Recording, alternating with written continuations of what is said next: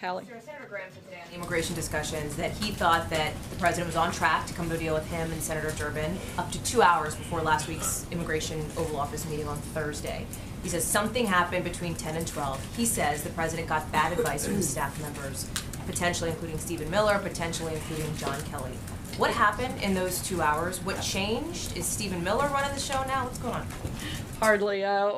So to be very clear, the president's running the show here at the White House, and look, I was part of this process and part of the conversations that went on. The president simply, as he looked at the deal, he wants a good deal and he wants the right deal. He laid out what his priorities were, what needed to be included in any piece of legislation, and this simply failed to address the things that were laid out. Specifically, one of the areas that really fell short was the funding for border security. They only put in about 1/10 of what the Department of Homeland Security said they needed. Not what they said they wanted, but what they said they needed. And this was simply a complete failure in terms of a good deal based on what the president had laid out and based on what he wanted to see in a piece of legislation. Hopefully we get there. We're still going to continue working with members, both Republicans and Democrats, House and Senate members, to try to make a deal on DACA and make sure that we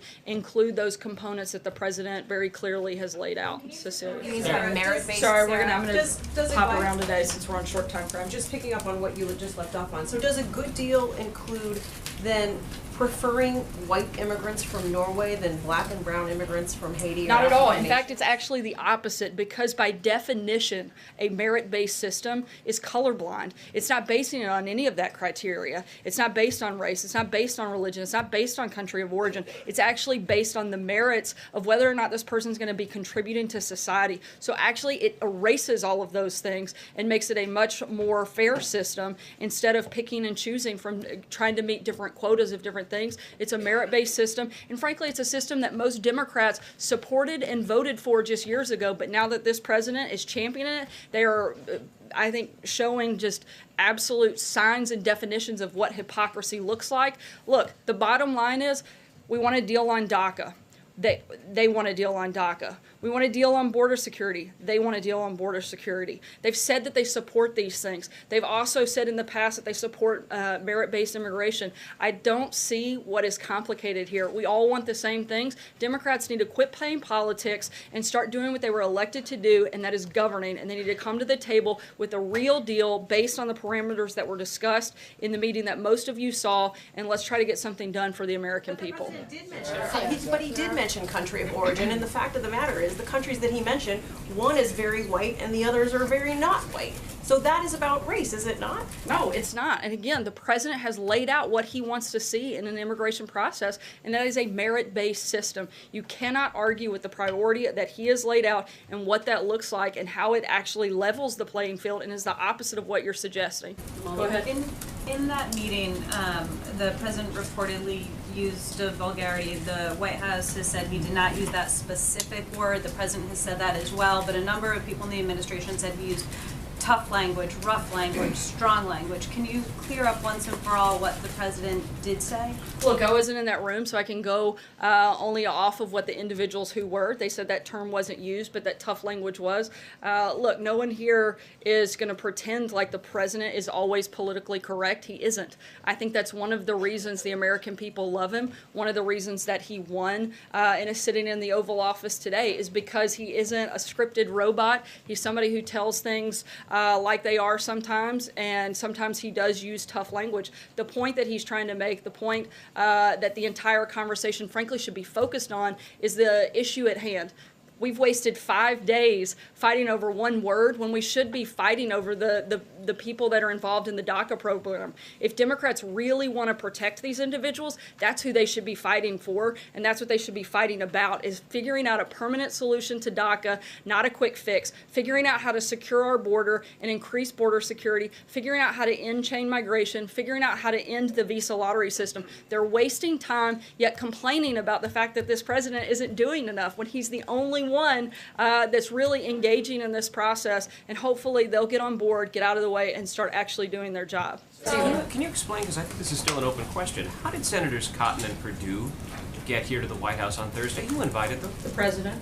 Why? Doesn't seem like an open question to me. Well, so why did he invite them? I mean, Senators Durbin and Graham wanted to come and present their proposal. Why did the president feel he needed other people in the room? As the president did, I guess, a few days prior when he had a large group of people here, the president wanted to have multiple people that have been part of this conversation, that have been part of the foundation that they had worked on the days prior to that in the room as part of the discussion. It was a decision he made, and I guess I'm lost on why the president, having two Republican senators who have been in the midst of this entire discussion, continue to be part of the discussion. If anything, I think he should be celebrated for including more voices instead of limiting it to two. He broadened the field and brought additional people into the room, not just those two members, but several others as well. Kirstjen. Sarah, thanks. The president again today called the Russian probe a hoax. So why not encourage Steve Bannon to be completely transparent today on Capitol Hill to help? No one's encouraged him to be anything but transparent,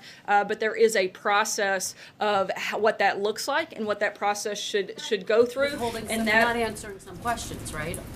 Look, I can't speak to that. That's something that I would refer to attorneys on that matter, and specifically Steve Bannon's attorneys. Look, we've been completely cooperative throughout this entire process. We're going to continue to be cooperative, but we're also going to maintain some of the executive privileges here at the White House that have been practiced for decades and that need to be maintained.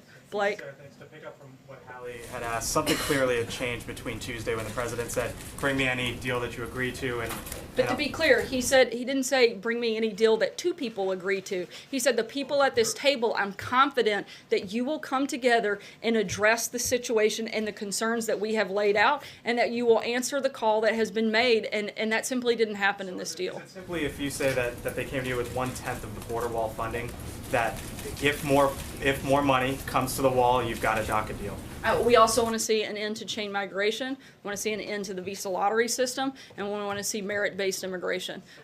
So those are the components that we've laid out. The president's viewpoint on this has been consistent. It hasn't changed, but what was reflected in that deal isn't what the president laid out. Jonathan? Sarah, can you clarify exactly what has been denied here? Because the day of that meeting, Thursday night, the White House put out a statement that did not deny. The president said what was widely reported.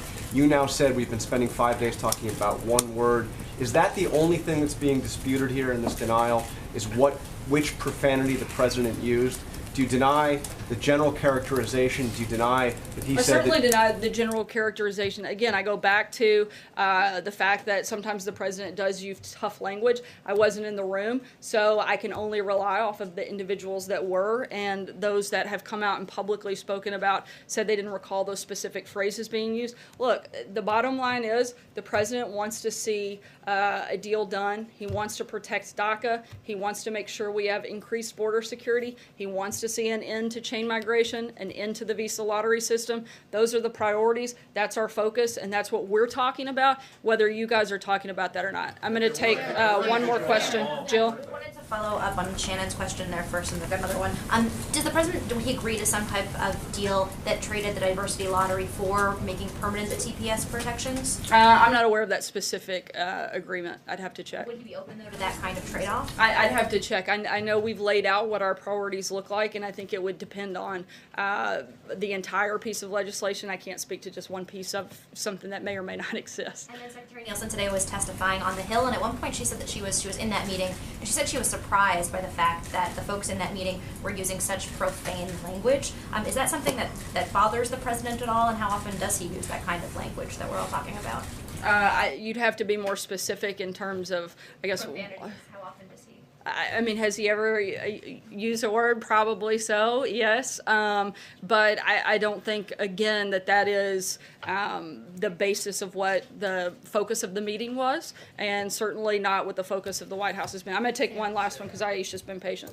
Thank you. So welcome back. Thank you. I just want to kind of pinpoint, I know this has been talked about, but when you say that the president, he's not politically correct, so would the White House then consider, if there was some type of derogatory language used to describe Haiti or Africa or the countries of Africa, to say that these are not good countries to come from, that's the issue of being I certainly politically can speak correct? to my experience. I've never heard him say anything like that or similar to that specifically. I'm talking more generally that sometimes the president can be politically incorrect. I think sometimes you guys have heard him. I wasn't speaking to that moment exactly. I was talking more generally, but I've never heard him make a reference like that, and so certainly can't speak to anything beyond that at this point. Thanks so much, guys. Have a good day.